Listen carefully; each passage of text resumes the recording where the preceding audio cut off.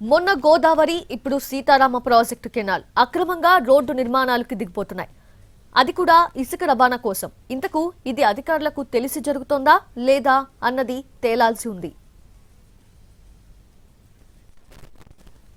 భద్రాద్రి జిల్లా గోదావరిలో ఇసుక తవ్వకాలకు ప్రభుత్వం అనుమతినిచ్చింది.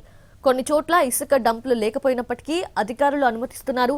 గోదావరి నుంచి ఇసుక తరలించేందుకు అనుమతి ఉన్నప్పటికీ నిబంధనలు పాటించాల్సి ఉంటుంది. అయితే సొసైటీ ముసుగులో కాంట్రాక్టర్స్ ఇష్టానుసారం వ్యవహరిస్తున్నారు.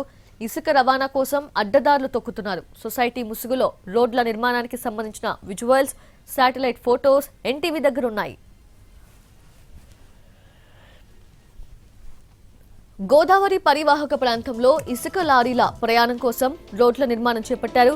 అయితే మరింత ముందుకెళ్లిన ఇసుక కాంట్రాక్టర్స్ ఏకంగా సీతారామ ప్రాజెక్టుకు సంబంధించిన కెనాల్లోనే రోడ్డు వేశారు. ఇసుక రవాణా కోసం లారీలు వెళ్లేందుకు ఈ తరహా రోడ్ల నిర్మాణాలను చేపడుతున్నారు.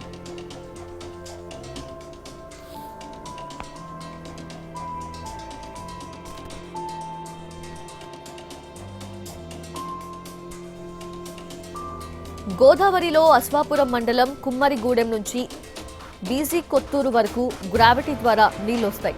అక్కడి నుంచి మోటార్ల ద్వారా సీతారామ కాలువలకు రావడం అనేది జరుగుతుంది.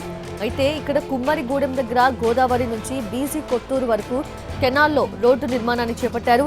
ఇసుక రవాణాకు అనుమతులు ఉన్నప్పటికీ ఈ విధంగా గోదావరి నుంచి సీతారామ ప్రాజెక్టు ఎత్తిపోతల వరకు వచ్చే కాలువలో రోడ్డు ఎలా నిర్మించారో అర్థం కాని సిచ్యువేషన్ ఏర్పడింది.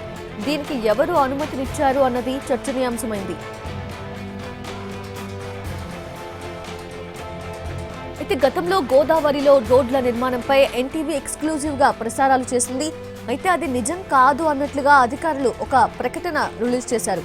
కానీ ఇప్పటి వరకు ఆ రోడ్లను మాత్రం తొలగించలేదు. ఇప్పుడు సీతారామ ప్రాజెక్టుకు చెందిన కాలువల్లో అనధికారికంగా చేపట్టిన నిర్మాణాల వల్ల నష్టం ఉందని తెలిసినప్పటికీ ఎందుకు పట్టించుకోవడం లేదో అర్థం కావటం లేదు.